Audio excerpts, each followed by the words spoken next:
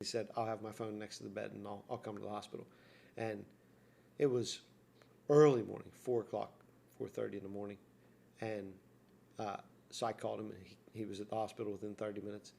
And he prayed with us, and we were there. And that was a Friday. And Sunday morning, we were both in church. There's different moments in your life that you get to make a choice. Like you can shake your fist at God and be angry. When Xavier was born, Rhoda held him.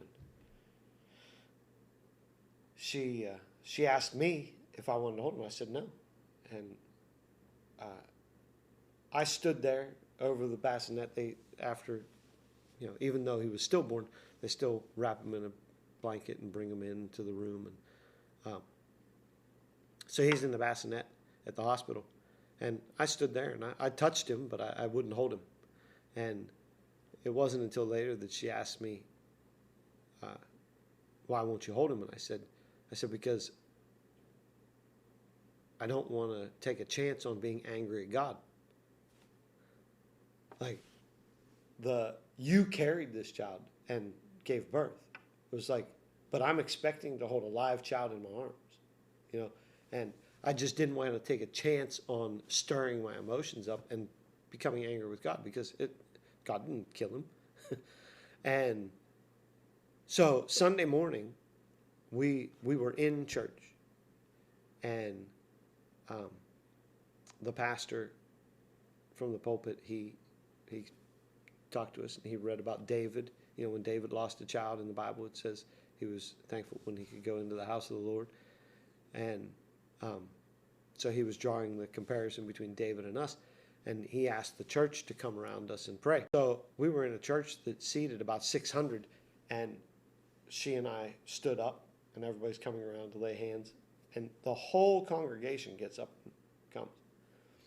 And I see this group of people on the opposite side of the sanctuary, maybe 20 people.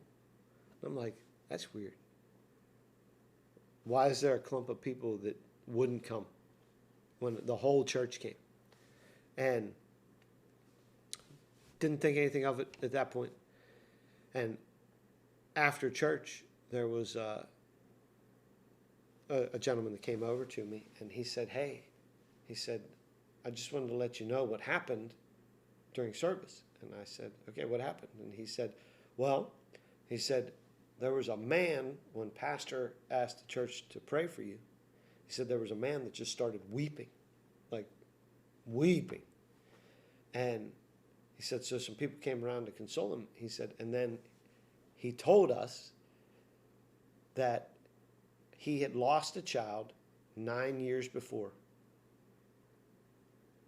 and he had never gone back to church until that day. Not only was the choice to go to church immediately our breakthrough, but it was his breakthrough. I mean, even with that testimony, we were still in a state of depression, like I said, for a number of 6 months. But it was in that moment, it was immediate confirmation for me that we made the right choice that morning. The last thing you want is, within 72 hours, you go from a hospital losing your child to sitting in church service. It would be easy to stay home. But God directed that guy to come to get healed from his emotional pain, because he was angry with God and didn't go back to church for 9 years. And it was that morning he decided, not only was he going back to church, but I'm going to that church. And he said he had never even heard of our church before. He just felt to come to that church. And, and the pastor called us out in the middle of service. If he wouldn't have done that, it wouldn't have led to that breakthrough. But God knew all those things were going to happen, and it would be for that man's good. But it was immediate confirmation for me that it was, don't run away from God anymore. Running to him is the answer always.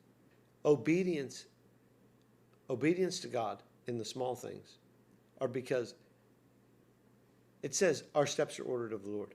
And it's not our individual, it's our collective.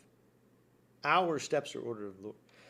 He knows that his perfect plan is for you to do something. And he's already sent somebody else to either encounter you, you to encounter them to witness you in your obedience, what he's called you to do.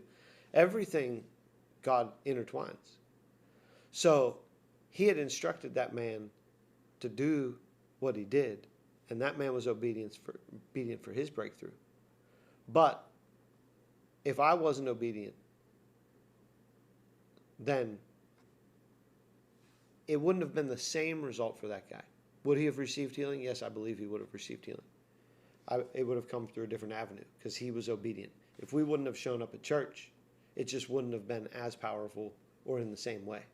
But God would have still come through for that guy because he was obedient to come back to church.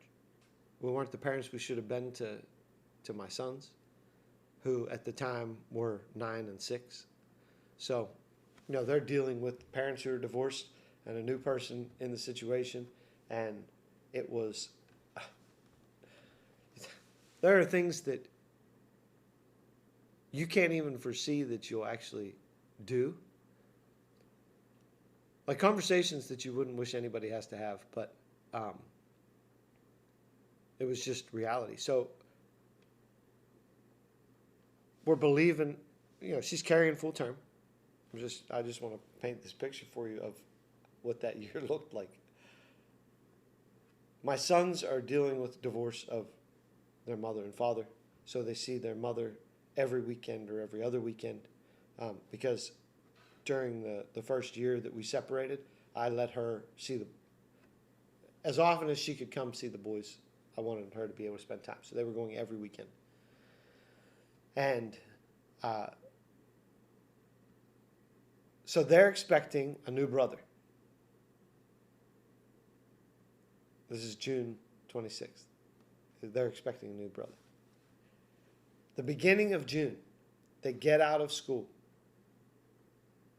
And it's only a few days later, they're in their summer vacation. They're looking forward to possibly getting to spend a couple weeks with just their mom.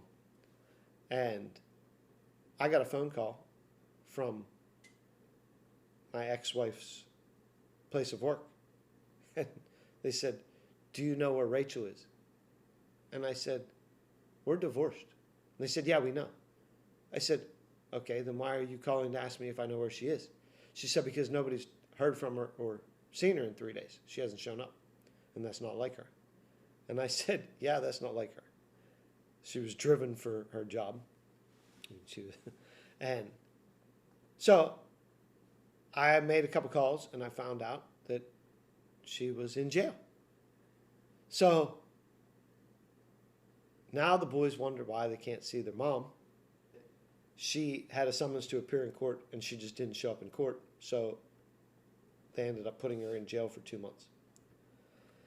So I have to have this conversation with a 6-year-old and a 9-year-old that they can't see their mom for the next 2 months because she's in jail.